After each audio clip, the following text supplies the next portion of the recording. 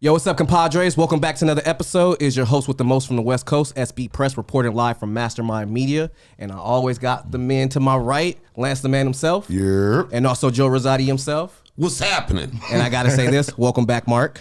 Welcome back, Mark. And ladies and gentlemen, we got a treat. We got the man in the house, Mr. Murphy. Yeah. Woo, woo, woo. And let's go, compadres.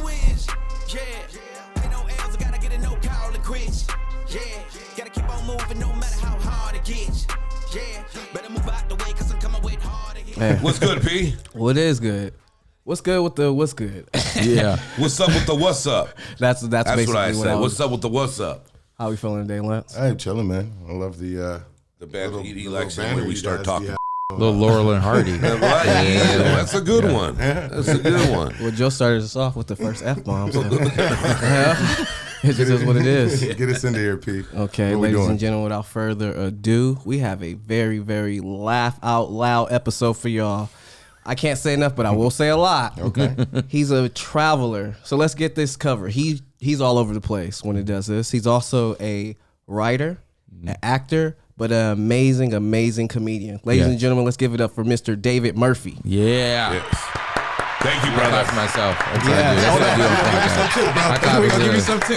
Yeah. There we go. And welcome and thank you for being here. Thank you so much for having me, guys. I'm being excited. I'm excited to have fun with you guys. It's going to be a good time. Awesome, man. I appreciate you taking the time, man. I know you're a very busy man, and I know you just got off your little tour, too. So you know. Yeah, I just came back from San Luis Obispo, San Diego last weekend, Kentucky the weekend before that. Hopping around doing comedy, making white people laugh. That's what I've been doing, man. That's where the bucks are. That's where the bucks are. Right? Into the bag. Yeah. To the bag. That's exactly. I can't hate on that. You know, before we get into your awesome story, and your come up and everything, we have this amazing segment we've been throwing at the, compadres at home. It's called Let It Fly. Yeah. Gonna throw some images up here. Yeah. No peeking. Yeah. First thing come to mind, just let it fly. Okay. Then we'll just go down the line, come right back. Okay. Sounds good. Okay. All right. I'm looking up here. All right.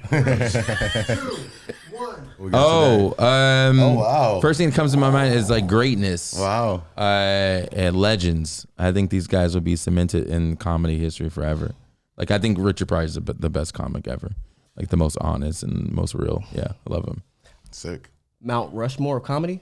Yeah, I'd have to say so. Mount Rushmore comedy. Like, we can't say how many ways these individuals paved for whoever your favorite comedian is today, but I'm sure they've been inspired by these men here. So pay your respect and give homage. Mm-hmm. Close to it. Close to Mount Rushmore, but it's definitely some legendary. You only got to look at that picture one time and you could tell exactly who those people are. So who's the GOAT? Up there? Yeah. I mean, probably, I think our esteemed guest said it. Yeah. Richard Everybody Pryor. agree on that? It's Pryor. Yep. Yeah, because I think he just, this honesty is just something I don't think anybody on that level's done. Like, nobody lets you in like he did and makes fun. Like, he's real, so real. So funny, too. From beginning to the end, too. Yeah. Still got funny jokes. Yeah. Absolutely.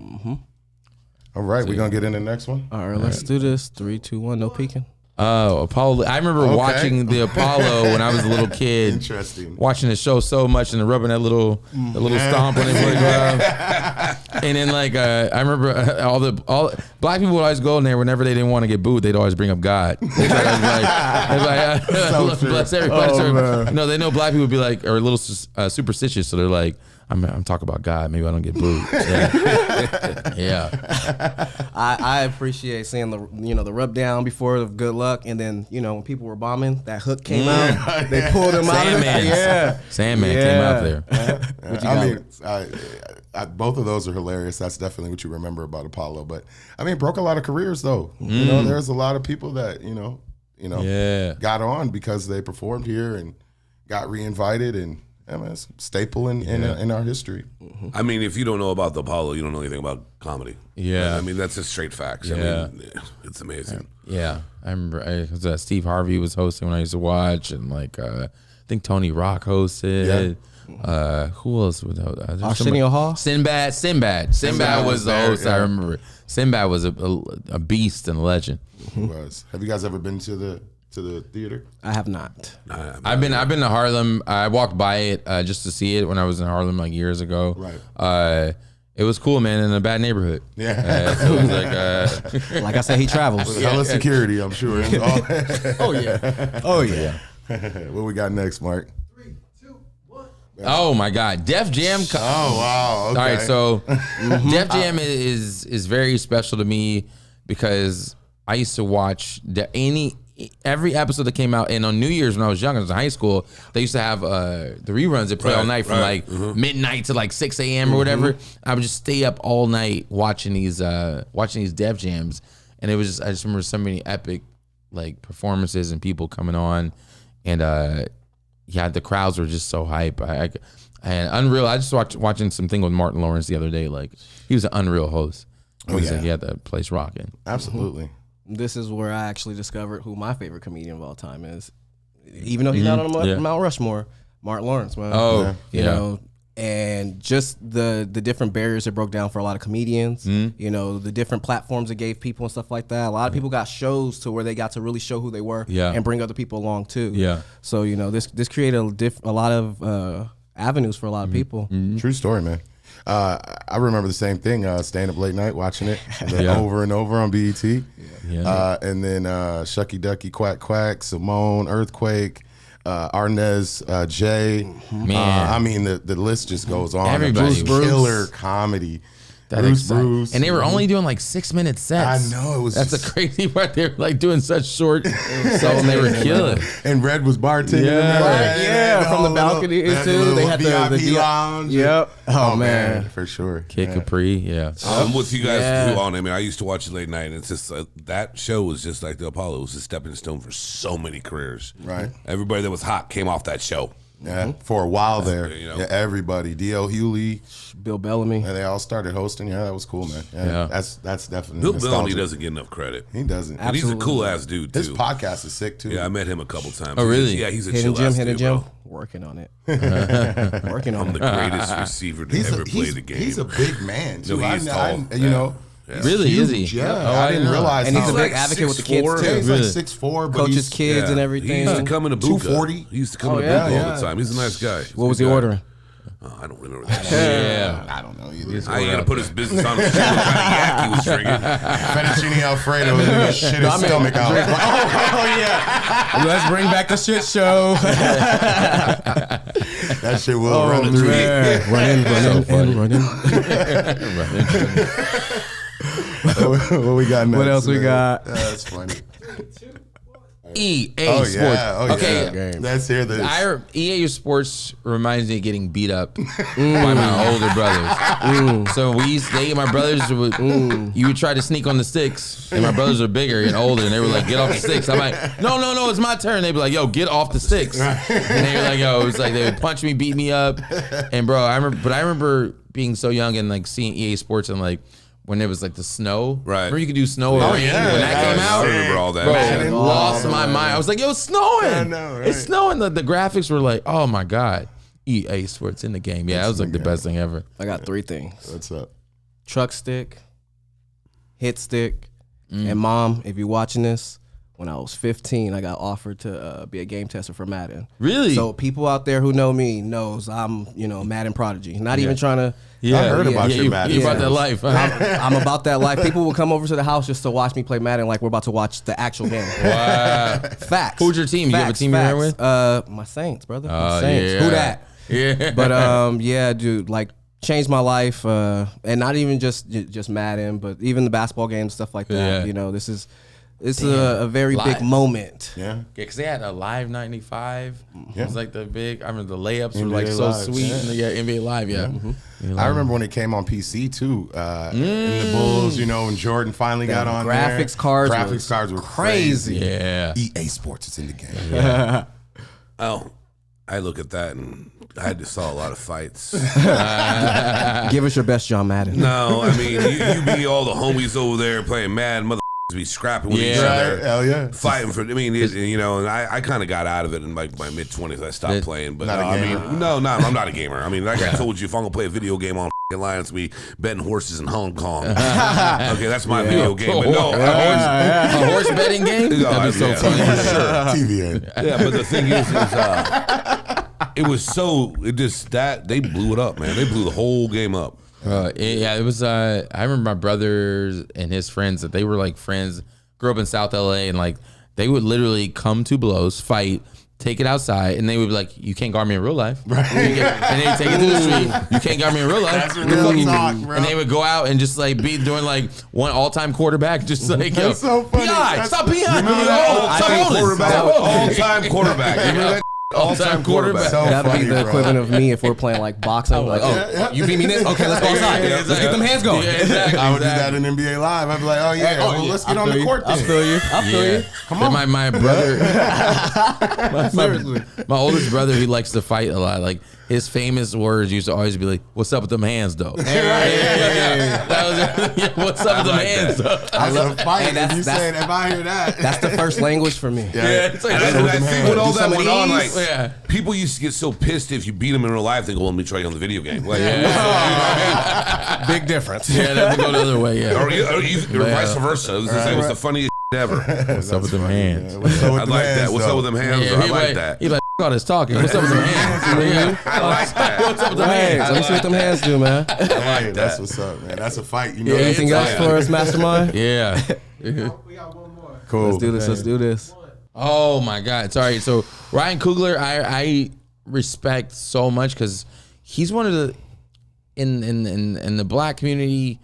Sometimes like when we get to a certain level, we kind of have to change our voice a little bit. And like, you know, we got to talk a little more proper than we might talk. He don't change. He does not change who he is. Right. And I respect the out of that because it's like, it's so hard in this world, especially he's doing like these multi-million-dollar projects. Like he just seems like a dude from Oakland. Yeah. You seen him? He just talks like just like, yo, I'm like, man. Yeah, I respect the hell out of that guy. Yeah, I second that. 1,000% authentic. Yeah. Authentic. So it makes people come to him. Yeah. Right. I mean, you could look at his star-studded lineup. I mean, the Panthers, he's done all those. You know, Black Panther, Fruitville Station, he's done. Yeah. I mean, there's so many things that, you know, and then, you know, obviously the guy next to him, you know. Yeah, legend. What a sad story. Legend, definitely. James Brown, all the good movies that he was in. Jackie Robinson. His first like 4 movies, he was like just like biopics, right? It was crazy, man. He was And such a good Jackie Robinson, bro. it really stuck with you, though. Right. I mean, he played such a great character. That team was and I think I agree with everybody who said the main thing is you see some of these people get their publicists involved to tell these people how to speak in front of the people. That dude's just raw and just does it. That's how everybody should be. Like, yo, this dude from Oakland, it's like because it doesn't mean he's not smart or anything like that. And I think at one point I remember thinking like Chad Boseman was going to play himself, like this next movie role to have to be like a biopic of him.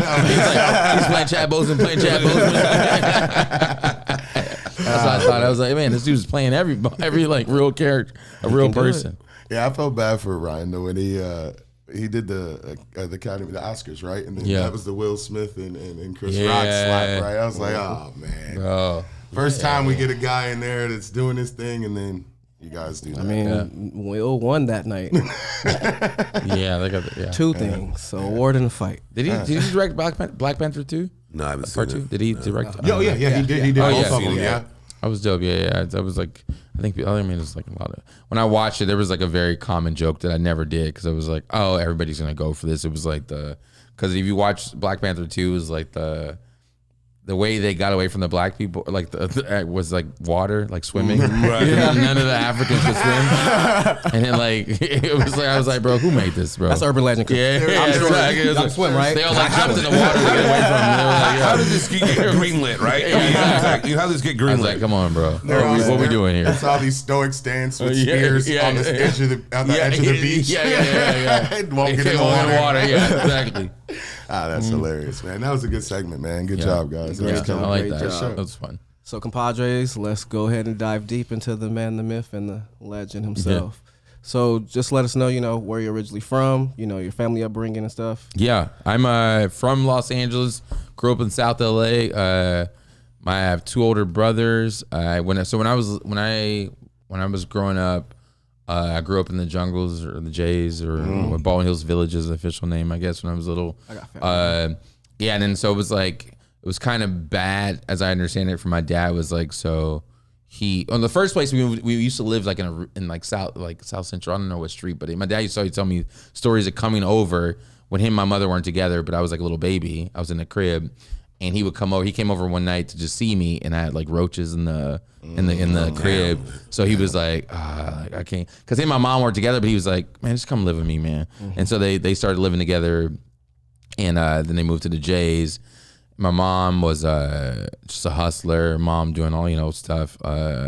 And my dad, it was just fun. It was fun. My brother, my older brother, I remember him like getting us in trouble, bro, like setting the mattress on fire one night. Yeah, we were turning up. They left us in the house one time. My brother was playing with matches, set the mattress on fire, and we were idiots, bro. Like How old were you? I must have been like 4 or 5, and then so I was like 4 or 5, and my brother was 7, and I'll never forget him giving me $1 to be quiet. He tried to slide me $1 to be like, yo, my parents came back and was like, oh, what the we didn't realize you could smell smoke. You know? So we sitting there like, yo, chilling, like, what's good? And my parents were like, yo, who the hell? And I was like, so my dad, my parents used to have this rule, like, if they don't know who did it, both of y'all getting whoopings. Right. That was the deal. If I can't figure it out, both of y'all getting your ass whooped. I had the same thing too. And so I remember my dad, he was like, who did it? And we're like, nobody. And then my dad just took out the belt, and I was like, it's Omar. Omar did it. Omar. And then my dad said he always laughed. He was like, oh, you such a rat. He said, you gave him up so quick. He gave me $1. I want the $1. Here, you got $1. I want to get my ass whooped. I'm good. Oh man, yeah. You guys ever start anything on fire? No. I'm just curious. Yeah. You did? Yeah. You did? I was infamous for setting the Christmas trees on fires on New Year's. And it was all the way at the end of the block. It wasn't near any buildings and stuff like that. Yeah. But were you a kid? I was in junior high school doing all this stuff. Yeah. Wow. So you're old. Yeah. Hey. Yeah. See, I used to break windows with soccer balls and baseballs and all kinds of What'd you do that was bad? That's what I used to do. I broke about 4 or 5 windows. My mom, they had to pay for soccer balls, baseballs. I'd be in the backyard playing with my brother today. Yeah. You can catch it, throw it, and you just whole sliders and shattered and oh man. I was definitely scared of my father and my mother, so I was very, until I got to high school, then I switched up a little bit. But before that, bro, I was on the program, brother. I did not want that ass whooping. We used to, worst thing we used to do when I was a kid, we used to, there was a freeway near our house, and we used to walk and just throw rocks on the freeway. I used to do the same thing in junior high school, bro. I don't know why, bro. Right onto the 105 freeway. I heard it. Yeah. Like, it was like, bro, I remember we get the dirt cars, like right with freeways, the semis go by. I threw a tennis ball once and just got to see it just keep going and going. Damn. Actually, do you remember that time we were partying somewhere in the old neighborhood, and I think it was with James and you. I can't remember. Yeah. We were sitting at that patio and trucks were going by. We're taking lemons. We stole the lemons. What? I remember. Couldn't take the lemons and make lemonade, huh? He said, no, I don't remember that. That's I don't know whether or not, but it was during that time when we used to hang out, right? Where I'm not saying the establishment. But a bunch of drunk older dudes just doing kid. Man. Let's get back to sorry, man. 9, 10 years old. So that and when I was like about 10 or 12 years old, my parents, we lived in like South LA, and then like they split up when I was like 12, and my dad and I guess my mom actually gave me the choice: you can go live with your father or stay with me, whatever. But she was kind of a G, because she realized my mom's from Ninth Ward Project, New Orleans, and so she was like, I clearly want you to stay. She's like, but I think he can help you become a better man. My dad was like more about books and school, and sent me to private school, and even though I grew up over there, like he was sending me this. He was like, you're gonna be the first to go to college, kind of thing. Nice. So good discipline, man. So I went to Audubon, then I went to private school, high school, stayed over there. And then I went to college in Eagle Rock Occidental College, and where Obama went. Obama went there the first 2 years. Right. Wow. Yeah, it's a really good school. So I still have roots. My brothers, super hood. My brothers, they still live in LA. People see my brothers, they're like, "There's no way you guys are related." I'm like, "Yeah, hey, man. Same house, my brothers." It's from the womb to the tomb. Yeah, exactly. So like, he was good for like I remember my brothers were. I'd always be like, I was like, oh man, like they're like these hood dudes, but then like. my mom was laughing. She's like, when I almost got in this big fight in college, I called. She's like, oh, who you calling? oh, now you want to call your brother? now that being in the streets is not bad. Sucked having sisters. So I was always getting called. Oh, really? It's like, yo. Yeah, so did that. Grew up in like Crenshaw and Jefferson, or like, or La Brea and Jefferson. That's like where I grew up in that area. So yeah, I love it.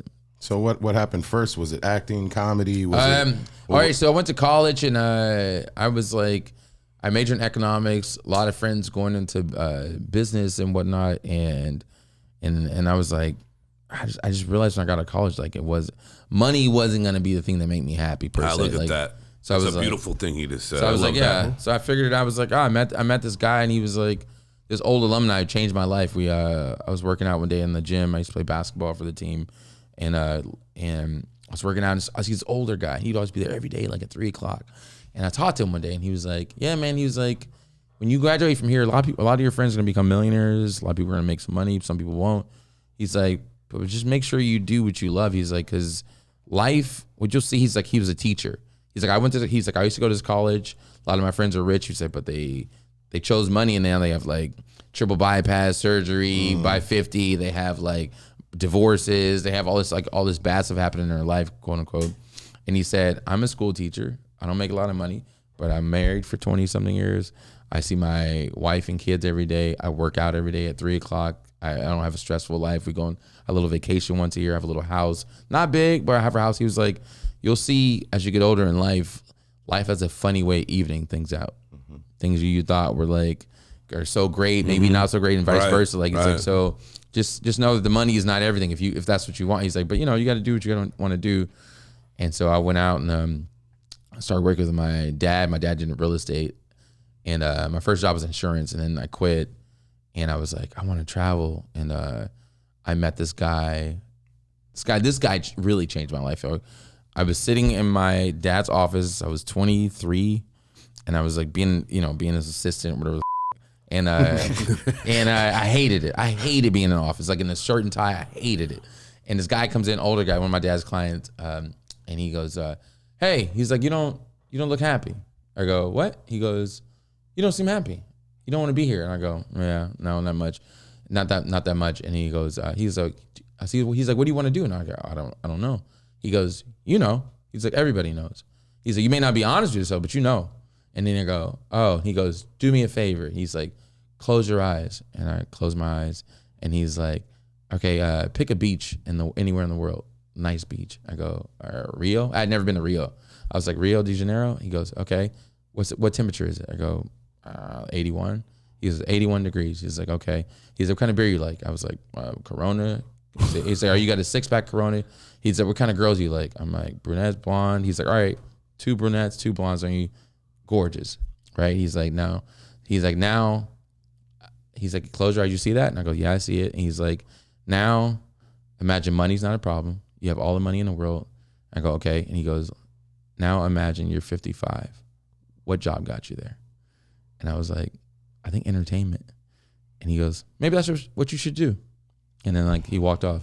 Wow. And then, did you ever see him again? No. See, and then like, I love that. and then like 3 months later, by chance, the universe, my boy was like, I had never been out the country. My boy was like, yo, you want to go to Brazil? I was like, really? He was like, yeah, I'm going to Rio. You want to go?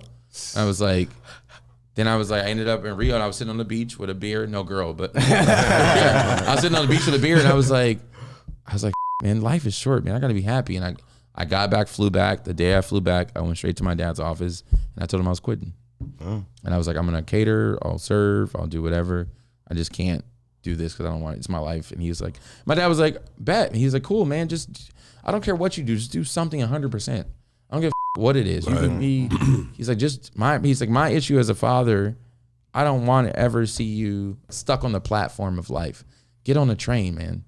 Get on some train. Whatever it is, get on the train. Just don't be standing here letting years go by you on this platform. Father's smart. So yeah.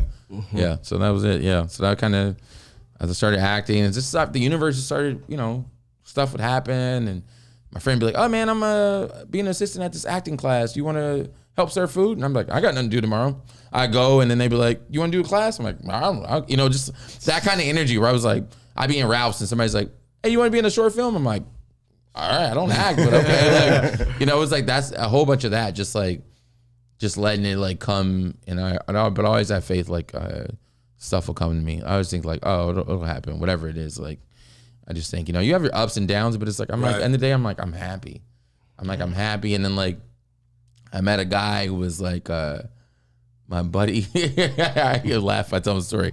I had a buddy, my good friend, I won't say his name.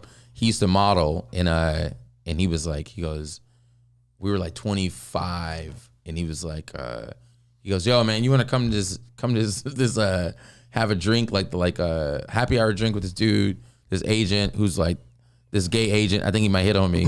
So I just need you to come and run interference. If you try to hit on me, just come through and cop watch. Pause. So I go. I was like, all right, bet, whatever. So we go to West Hollywood. Bro, we in West Hollywood. Bro, we're in West Hollywood. I already can see where the story is going. This is funny. Yo, we're in West Hollywood, and he's there with another dude. And he's like another older guy, whatever. And I was like, we're just chilling. And he was like, and the guy's like, Murph, and he was super cool, but he was like, Murph, he kept being like, he's like, you have a great voice. You have a good look. And I was like, oh, this dude's like hitting on me. This old dude's like hitting on me. I'm like, yeah, man, all right, yeah, for sure. Yeah, whatever. And he was like, no, you should give me your number. Give me your number. I'm going to see what I can get you. And I go, here we go. Now I'm like a chick, you know, I'm writing my number like, it's like, bro, I'm never going to answer this phone. I just want you to know I'm never going to answer this phone. I'm purposely going to ghost you. He gave me the number. And so that was like on the Friday, right? And I was like, didn't think anything of it. And then like on the Monday, my phone rang at like 8:30 in the morning, and I was like, a number. I was like, Beverly Hills. I'm like, hello, and she's like, this lady's like, hey, I'm John Doe's assistant. He said he met you and wants to bring you in for voiceover. I was like, at ICM. I go, what? I go, wait. She's like, yeah, he's the head of the voiceover department. And so I was like, okay. She's like, yeah, he wants to bring you in to read for some stuff.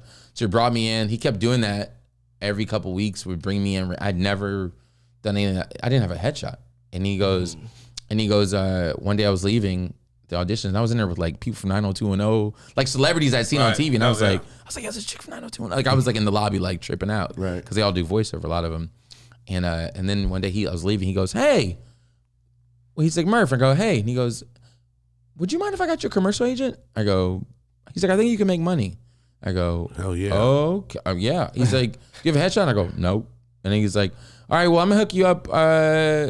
I'm gonna, email this person, blah, blah, blah. And it was like one of the best commercial agencies in LA. Wow. And I got my buddy to do a headshot for $50. And then I got and then printed, back then I was printing out at like, printing it out at like Kmart, like not Kmart, it was like well, no, they had and they had the what was the one called? Litho, it was Litho something. Yeah, like remember, they were around here. They have one Walgreens now, kind of, but they used to be really bad. They'd be like really. Now like, you don't even print them. Yeah. Oh, so I did that, and they called me in, and this is the first time I realized that my story, or where I'm from, or where we were from, was kind of special to these people, like, because I went in, they were like, "Where are you from?" I'm like South LA, and they're like, "Oh, what does your brother do?" I was telling them just how my family is, and they're like, oh my God, that's so interesting. Blah, blah, blah. I'm like, it really wasn't that interesting. Like, really? And then he was like, oh, you guys find this like special. Like, and then they started sending me out for auditions, and like, long story short, within 3-4 months, I booked my first national, and then I've probably done like 50 commercials prices in. But I've stopped. I haven't done like that, not too many in a while, but like, here and there, I get them now here and there, but I don't put my energy into them like I used to. No, I don't think anybody does. But you got that Fitzpatrick spot, right? Yeah. How was that? Amazon. That was fun. He was super cool, and he was really talkative in terms of like when they weren't rolling, he answered any of our questions, like just like a real funny. And he's really talented. Like I can see him doing sitcom. Like he's that good at acting. That good, huh? Yeah, like memorizing stuff. I was like, oh, this dude's like different. I think he went to Harvard. No, he did. He was like smart dude. He did, didn't he? Yeah, he had a long career. Like 14 years or something, which is crazy in the NFL. Yeah, well, he's a backup most of the time. He didn't do nothing except pull the clipboard. But I mean, said he beat Tom Brady. I kept saying, he beat Tom like Tom. Everybody knows that. He beat Tom Brady. So yeah, that and what else? I did that. That was too long to talk about. No, it's all about you, brother. Man, bro, that was dope, man. You were throwing gems down, I'll brother. tell you guys how I like started booking so many commercials was that they can't do this anymore. But back in the day, I was like, my dad had this like jewels he dropped on me, and my dad's like kind of a business guy, doesn't know anything about acting. So one day he's like, "You want to do commercials?" He doing commercials. He said, "How's it going?" I'm like, "All right." He's like, How many? He's like, how many nationals do you want to book? I go, what? I'm like, I don't know, 2. He's like, okay, how are you gonna do that? I go, I don't know. I'm waiting for my agent to call me and give me an audition. And then like I go to the audition and hopefully. And then my dad, such a business kind of mindset guy, he was like, okay, so you're telling me if they don't call you, you just won't book anything? And he's like, so you're telling me you're depending on this person to work in this thing you want to do? He's like, I don't know much about life, but that don't seem like a good formula to me. So I was like, what are you talking about? I got defensive. I was like, bro, that's the way it works. You don't know acting, bro. The agent calls you, you go to the thing, and that's it. And he's like, how many callbacks do you get till you book one? I'm like, maybe like 12 callbacks. He's like, all right, so 2, you need 24 callbacks. I go, yeah. He's like, so how many auditions do you need to get a callback? And I go, maybe every 4 I get a callback. And he was like, so that means you need 100 auditions. 4 times 24. Right, yeah. You need 100 auditions to book 2 commercials. He's like, you need to make it a numbers game, not take all of the emotions out of it. So now your thing is, how do you get 100 auditions? That's all you need to worry about. So you start crashing them. Yeah. So he's like, so what are you doing different from everybody else? You want to be different. Everybody else is sitting at home waiting for calls. Right. What about you are doing? And I'm like, and he's like, you need to write a tree, like draw a tree. He's always big on diagrams. Draw a tree of everybody who can help you get to your goal or what you want to do. And he's like, and he gave me, I remember I had no money, and he was like, he let me borrow $300. He's like, I'm gonna let you borrow $300, and I want you to take each person on this tree out to lunch or a drink. Don't ask him for anything. Don't, just take him out. He said, because the way, and he said, if you're interested in being, better to be interested instead of interesting. And he said, when you realize that, people will want to help you. Just don't ask for it. So I just went out and just talked to people. I didn't ask for anything. And then every person I went out with, every time they were like, hey, so what's going on with you? How can I help you? Nice. And I would be like, oh, like I'm trying to do this, And so my commercial agent back then, she like started like helping. I was like, hey, I just need this many auditions. Like I told her my goals. I need 5 this week. I don't give a what they're for. I just need 5. Right. And then so she was giving me some, and then I was like, all right. So I started to figure out this thing where I was like, all right, all these audition places in LA. I was like, so I started a little map, and I would wake up every day. So I would like work in the restaurant at night sometimes or cater. I wake up at 9:00 and I would drive to like 7 audition places every day. Like just like a job. Like I would and I walk in and just hopefully they had like somebody look like me or whatever. And I had to change the clothes in my car. I could be casual. I could be whatever. So I walk in, and I would say like, you were working the door. I'd be like, all right, I need to crash. So I know people feel uncomfortable when you know them and they don't. When you know them and they don't know you, they feel like weird. So when I would go, I'd be like, hey, what's up? Hey, Joe, what's up, man? Where are you from? Just like talk to the person. Then when I left, I'd write notes on everybody. So I'd have notes on you, every audition place. So the next weeks I would go out, I would pull up to 200 South La Brea, and I would go, okay, Joe works here. Kevin works here. He had this strategy done. And I would be like, oh, so I walk in. Then I walked in. I'd be like, Joe, what's up with your dog, man? I'd be signing in. Yeah, what's up with your dog? Is he still like, yeah, okay, yeah. Okay, how's the Raiders, man? And you would be so off, like, who the fuck is this dude? No, why is he bringing up my damn Raiders? Who the fuck is this guy? I don't think you remember this. We had this conversation. I go, bro, I can't be crashing auditions. I walk in there. Some of those, but you did it strategically. Yeah, because if you get caught doing that, you're like blackballed. Well, that's supposedly. That's what the thing everybody was scared of. Yeah, it never exactly. happened. But you did it the right way. My dad was like, everybody works on fear. He's like, and so somebody told me a thing about every rule you hear in life, don't listen to it. The rule, generally the rule is when the people give you don'ts in life, you should add the word badly behind it. That's the rule.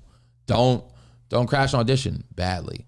Don't make a cold call to somebody badly. Sure. Yeah, don't do whatever you do in life. Don't do it badly. You can do it, just don't do it badly because they got to keep the masses out. Because I would walk into places and my buddy got one of his agents walking in like to a big agency like because nobody does it. Then you stand out because you're like, damn, this kid came out here. They told everybody we can't take people who. So it's like just don't do it badly. And so I would start doing that, and I figured out the numbers. I was like, if I book one commercial from crashing, it's worth all the gas from the year. So I was like, all I gotta do is book one spot. Oh hell yeah, especially back then the money was good. Then you started booking like 3, 4. Then your agent, I had goals like my agent was like, they didn't know me. I was like, you're one of 500 people. So I'd have goals. They didn't know this. I'd have goals like, because my dad was like, you guys set goals. So I'd be like, all right, they got to know my name in 3 months by heart. I mean, know my voice. They know my voice. So I was like, all right, I need them to know me. So I would call every fucking like 2 days.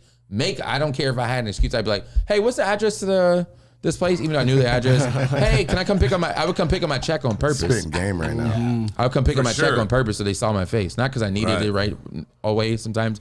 It was just like, if I go in the office, I go, hey, what's up, Cindy? Hey, whatever, blah, blah. But it was like, just like touches, like marketing. You touches. So I was like, all right. And then one day I called, I was like, hello. And they go, hey, Murph. I go, all right, goal done. Yep. They know me. And now I'm separated from the rest. And then I would have goals of like, who's your biggest booker this year? Who's like, and they'd be like, all right, this guy booked 7 nationals. I'm like, all right, okay, cool. That's my goal this year. I'm gonna try to beat him or her.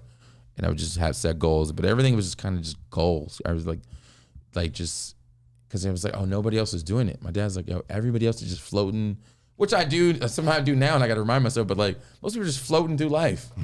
They're like, I don't know what I'm gonna do. Hopefully it happens. Hopefully my dad was like, we were arguing about it. He said, I don't know what you gotta do. He's like, I don't give a you got to stand in the parking lot to where the casting directors are at. Do something different, something. He's like, I don't know what it is, but you got to do something. Like, he's like, find out where they go to eat, find out where they work out. I don't know, do something. He's like, but this like you waiting that's for life to come at you. Gave you. Yeah, that's he's like an enemy. He's like applies to everything. So man, wow, that's amazing. Bro. He's like, just have goals. I think everything just little goals. And my dad told me one time, I was like, try to be good with people and like getting around and like.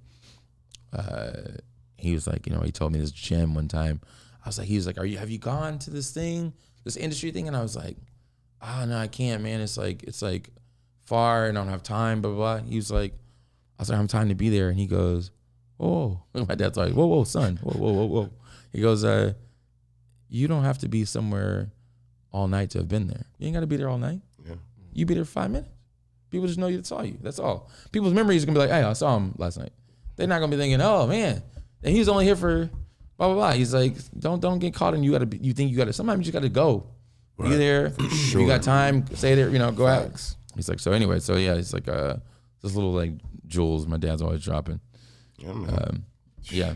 That's a great jewel. It is. Yeah. That's a jewel that also somebody on this platform drops as well. Well, we talk about manifestation and stuff that that you covered all the time. So that's awesome, man. It's really important. I write stuff. I put stuff in I write goals down and put them in I left right. I got in like a management company I wanted 3 years, 4 years ago. Before I even they don't know me. I don't know nobody from the company.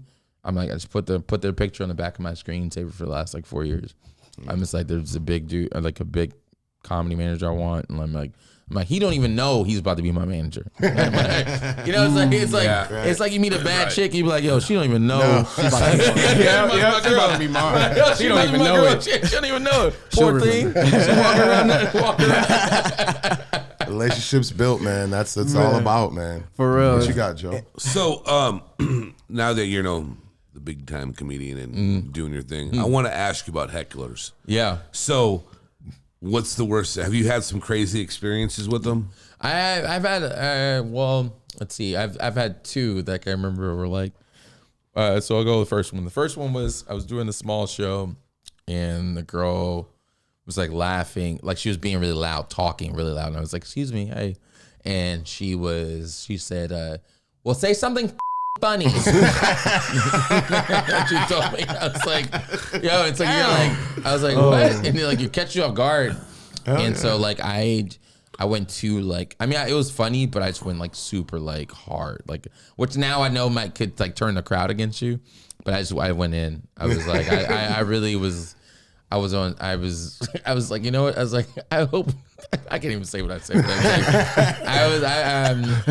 I said basically, she was drunk, and I was like, I hope that you drive out of here and wrap your car around the pole. I was like, and I hope they get you out of the jaws of life. And I was like, you roasted her ass. I made it a long. And I was like, I get the jaws of life, and I was like, then I want you, when they have to go to emergency surgery at the hospital, I want them to find out you got cancer. I was like, I want them to fix you. I want them to, everything. I wanted to fix you though. I said, I was like, I wanted to go into remission for about 4 or 5 years. And I wanted to come back harder than ever. I was like, I wanted to kill you. So what happened? Did she leave? She was like, no, she was like, everybody was dying laughing because I had so much stuff. I was like, then at the funeral, I want your family to all find out they got cancer. I was like, I just kept like complete wipeout. Yeah, just like I went so hard on her. But and then recently I was at a show, and I was in like a show with like a black audience, and like I was like trying some new stuff, and it was kind of like, I don't know, not more wordy stuff, like just like thinking stuff, like jokes, whatever. And this one dude was like, give him the light. He yelled, give him the light. And I was like, what? And then I looked back, and he was like, he goes, I don't know. He's like, tell some jokes. That's what he told me. I go, what? And I saw him, and I started roasting him. I was like, oh man. I started roasting him, bro. I started roasting him pretty tough. And then he was like this bigger guy, and then I was like, oh, you fat. I started just going in on him so hard, and like anyway. And he goes, all right, I'm good, bro. I'm good, bro. Yeah. I was like, I got 8 minutes now. I'm like, that's gone. I'm like, it's you. And he's like, all right, bro, I'm good. And then after he was like, yo, it gave me a pound. He's like, that's just funny. He's like, you got me, Brian. Nothing to say. He's like, I stopped. He's like, you got me. You threw the missiles at me. So, but it happens, and it's a fine line between like being too mean, right, and the crowd turning against you, and like just. And make an example of them for like everybody else. Mm-hmm. But usually there's like little rules that like people will do stuff like, I've heard stuff like, you know, like repeat what the person says, but slower. Like, and it'll make it, no matter what they say, it'll sound stupid. Like, but hey, like Kevin Hart does this a lot when he's like, hey, wait, what'd you say? No, everybody, say it again. It's never going to be as funny when you say something twice or whatever. Right. The moment's gone.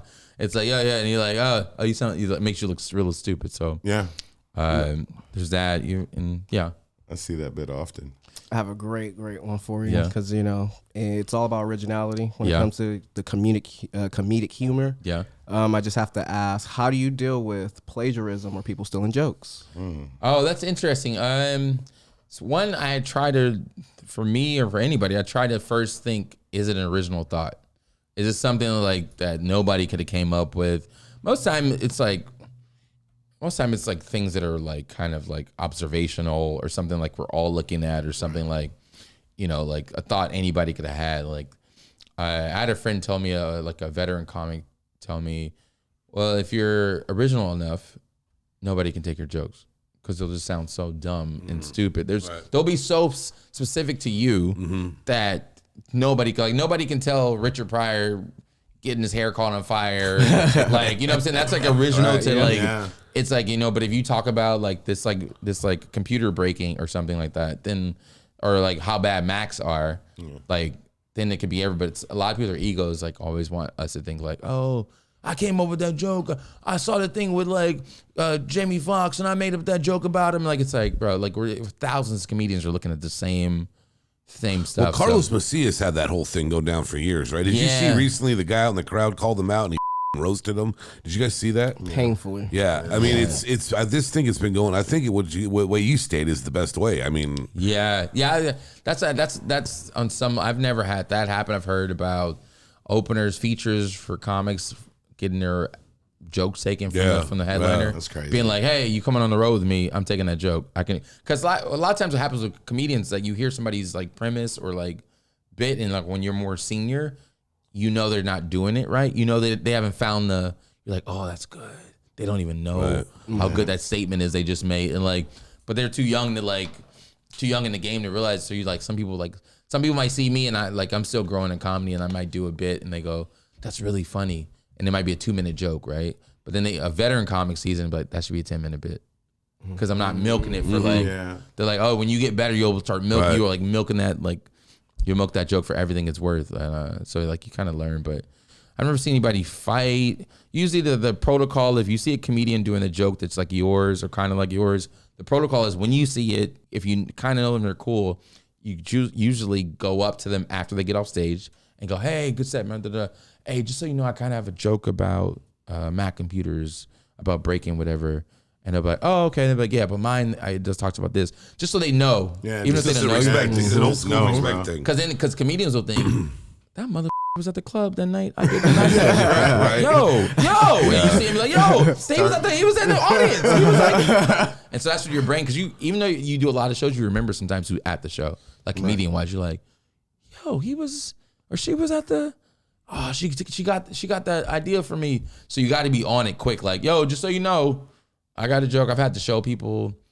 I had a joke from a joke similar to a famous comic, and she came up to me and she was like, "Hey, just so you know, I have a similar joke." I was like, "Oh, right, respect." But she might get the shit on TV before I do, or a special. But the world thinks, "Oh, she got it on TV, or he got it on TV first, or special. They must be their joke." Like, you'd be like, "I've been doing." Some people have been doing jokes for. I've heard people doing Chappelle. Some jokes Chappelle has done. I've heard them done at open mics. Like we're like, oh, but people just aren't as famous. Yeah. So it's like, who's gonna believe an open micer of 3 years came up with the same joke Dave Chappelle did? True. It's like, but it happens. Yeah. It's levels to the. Yeah. It does. It is. You kind of touched on it a little bit, but you were talking about being original, and if you're original, nobody can steal your jokes. Yeah. But what is some of the inspiration behind the jokes, like in remembering the set and like the timing and everything? Can you elaborate a little bit on that for us? Yeah. The inspiration for my jokes are like a lot of family stuff. I was figuring out but a lot of my stuff is like family stuff. I realized my brother, mom, because I've always kind of been like the white sheep of the family, kind of like I've always been like the. Like it's like I'm a mom. My mom calls me her white son because I went to college. It's just yeah, it happens when you move from the hood to the better side. Trust me, I got it when I moved away from high school. Yeah, man, it's like my mom ate my ass up. I brought home asparagus one time. What? She lost her mind, bro. Oh, you bougie now? Yeah, she's like, oh, what the is this? He brought home, what the is these? I was like, my asparagus. She's like, I ain't eating that. Wigs out here. Exactly. She's right, because every time you eat that, your ear just smells afterwards every time. That's why I don't eat asparagus that much. That's it's some nasty. Put some lemon on there. But still, every time. That's funny. That's so funny. Yeah. You got that. So I would say the inspiration is like kind of that, and like I get inspired a lot by when I see other comics who are just good.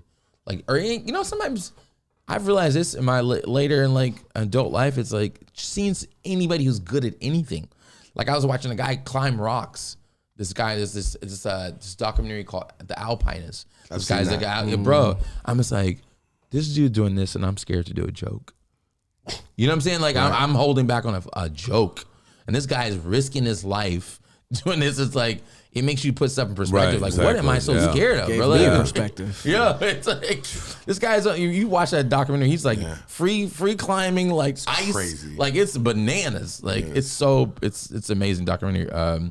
What's the other part of the question? The inspiration and timing and just like the remembering the set and like the whole timing. Like timing. So like you get better at that, and like so timing is like when you're in a groove, man, on stage. It's like riding a wave because like you got the audience, and there's a moment like I think I do sometimes. When a comic has a room, so there's something that happens naturally with humans that they don't even notice probably in general.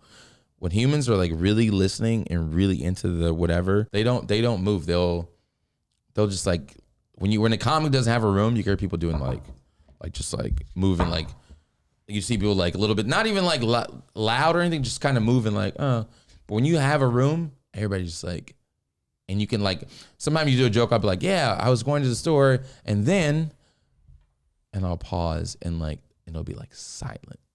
And everybody's just waiting for you to like, it's like baby birds, like getting feed the worm to them, you know, it's like, and you can feel it, you know, you got the room. But sometimes at comics, we'll be like in the back or upstairs and see a comic on stage and hear people like talking, like, like, oh, you kind of hear the little, like, oh, they don't have the room.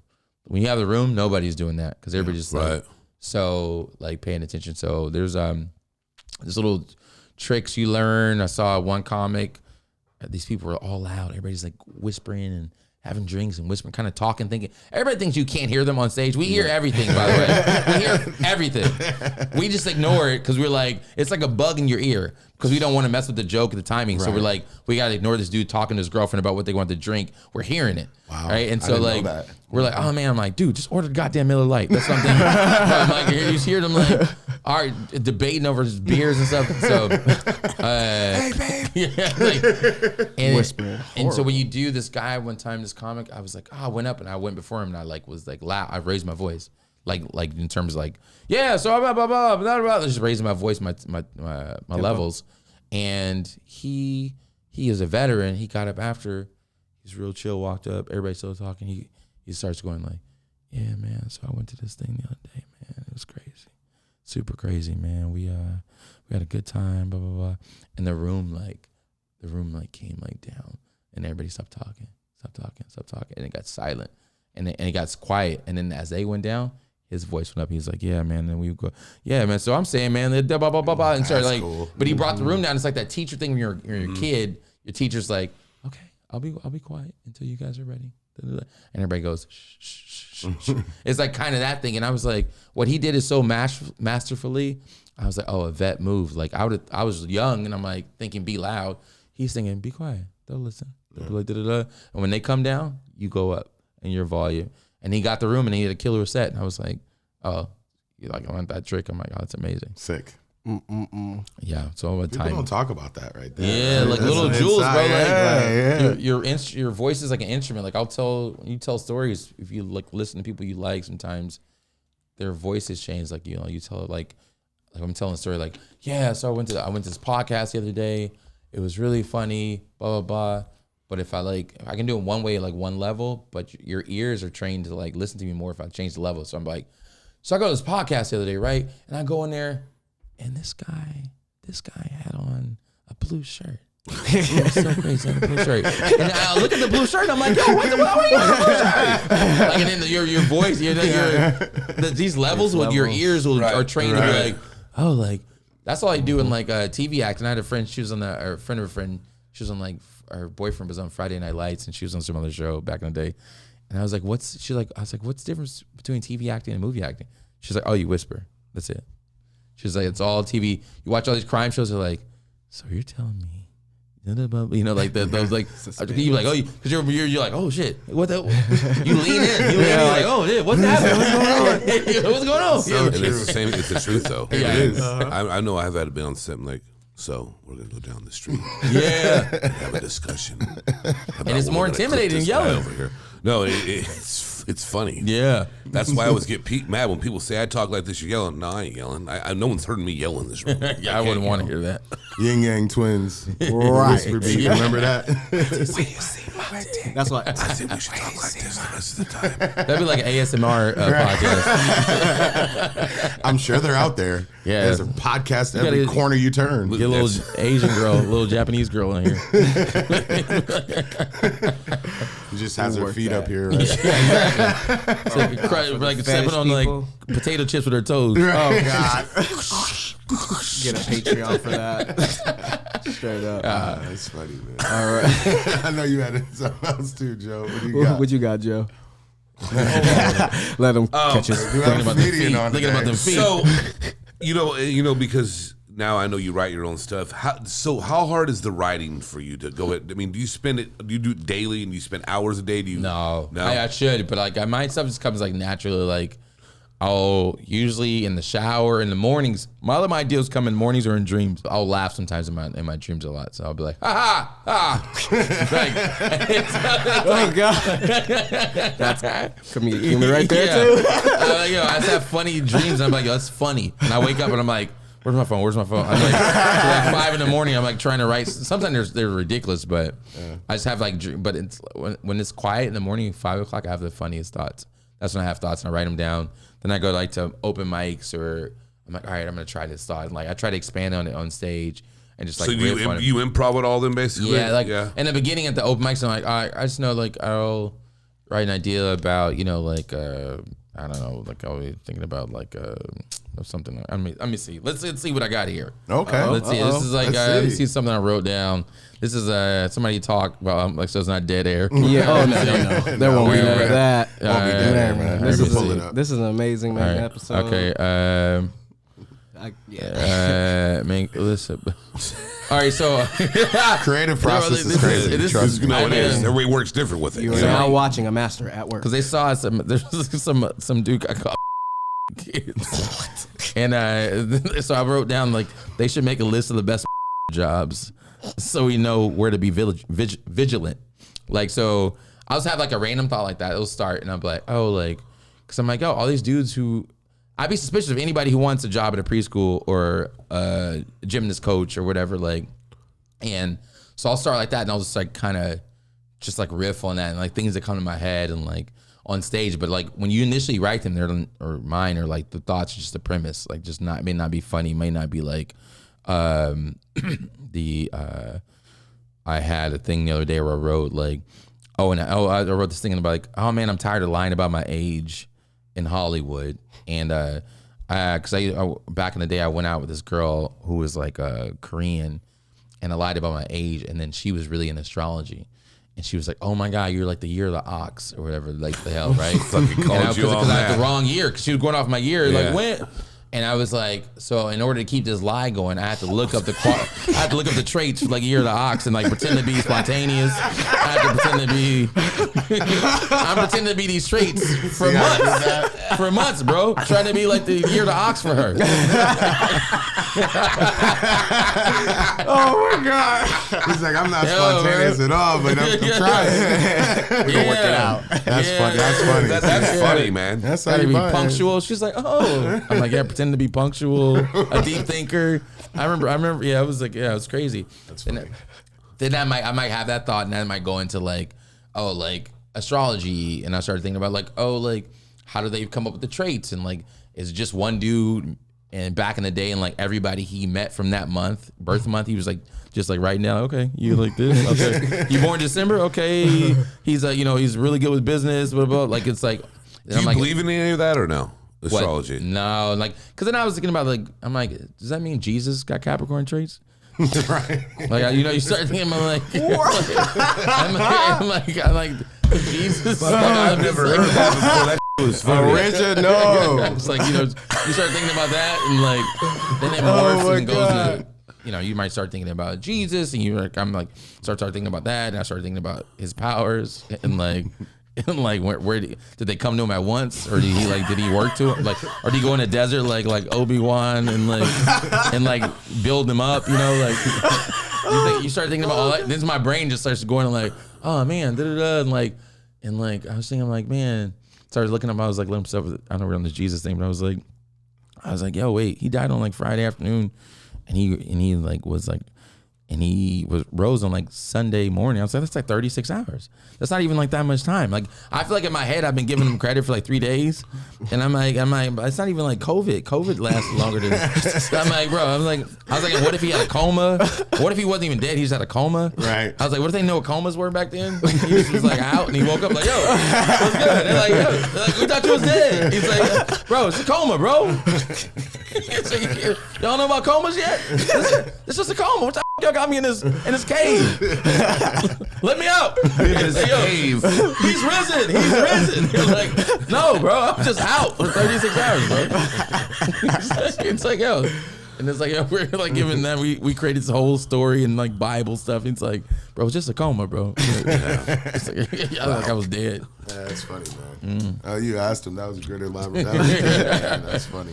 You showed us how you did it there. Yeah. You had something else you wanted to add to, right? Oh, no, I was literally going to get to the positive period of the podcast. But my cheeks are hurting from that. I would laugh pretty hard today, I'll tell you that much. I did want to say, South by Southwest. You headlining there, right? I was supposed to do a show there, South by Southwest, during pandemic, and the 5 days before COVID happened, and they canceled it. But we got the plane ticket, so I traveled around the country, just going to others. I went to another show with that ticket actually, but I'm actually supposed to go to. I was talking to somebody the other day about going to Austin because Joe Rogan has a new club there, the Mothership. Yeah, it's really popular. Yeah, so I had a comic who would run some shows there, hit me up and saying I should come down. So that'd be nice. I'm like, it should be fun. Austin's nice, man. That's what I was going to talk to you about because I've been there before for South by Southwest, and it's so much. It's such a cool experience. Yeah, and did you go to a lot of music stuff? Oh yeah, it was all music stuff. Yeah, but the comedian stuff was. Fire too, there's a lot of stuff going there. I was there the year Young Thug. Oh God,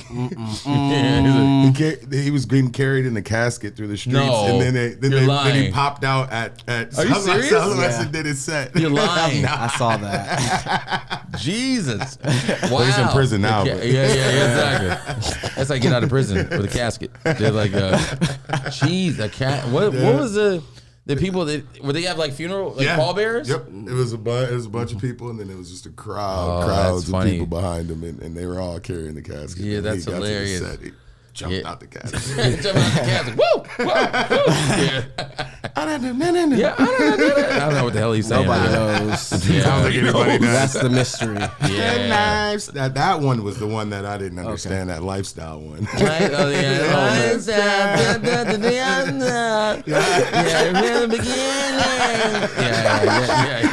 Auto-tune. Yeah, I'm like, bro. Yeah, they must be in the studio just making 18 songs a night, not talking about songs. On tons of drugs. Yeah, exactly. Sheesh. Man, let's pivot, man. Yeah, let's pivot into the positive period of the podcast. This is where we leave the compadres at home with something, till next week. Yeah. But yeah, is there any great, awesome motivational thing that you want to leave the compadres with? I guess it sounds so generic to say don't give up. Just I think all through life it's a war of attrition. Right? Everything, right? So it's I think that most things we do in life are going to be a marathon. And I think that instead of looking just for the finish line, somebody told me this, they were like, instead of looking at just the thing you want or place you're trying to get as a finish line, as you're going there, life will give you generally if you keep doing the thing, life will give you cups of water. Like you're in the race, right? It's just keep you going. Like some little thing might be, this little cup of water. Okay, cool. That'll keep me going for another 2 months.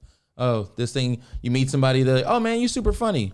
You meet your, okay, cool. That's like a little cup of water. I say cup of water. Oh, you get on this good show, cup of water. If you book this job, you may not book the audition, but you got a big audition. You meet a cast director, cup of water. That's just the marathon. Just let those, don't ignore those cups of water that life's giving you in the route on your marathon to your journey. Great metaphor.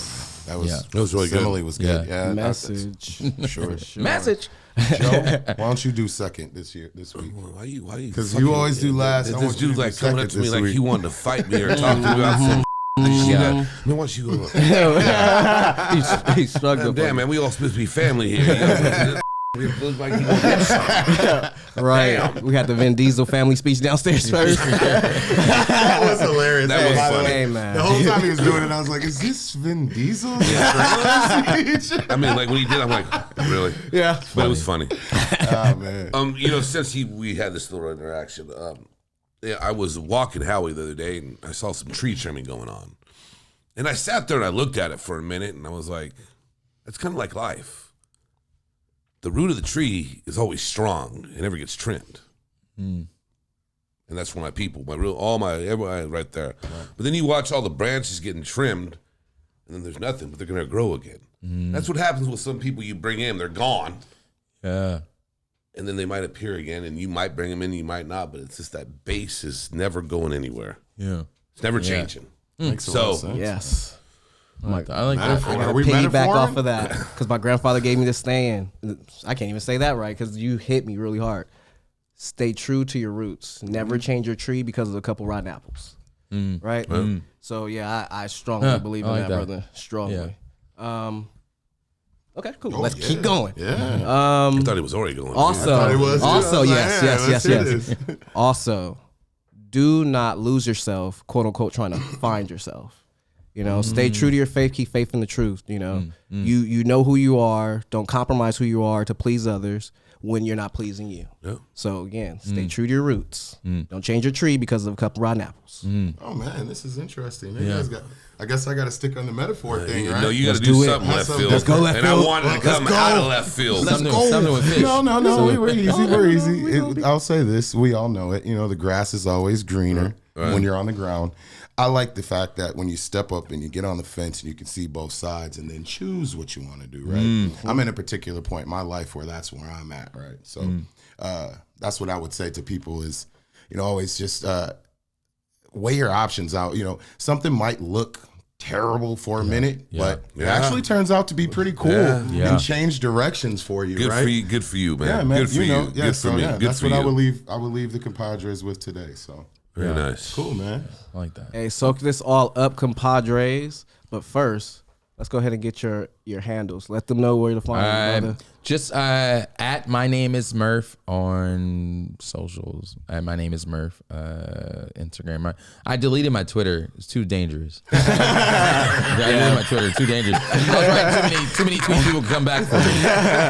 I deleted it. I was like, I don't know. That's a smart business. It's not worth it. It's not worth Business it. decision right there. Yeah, bro. I got more Jesus stuff on the tweets, bro. Oh, man, that's so funny. That's so true.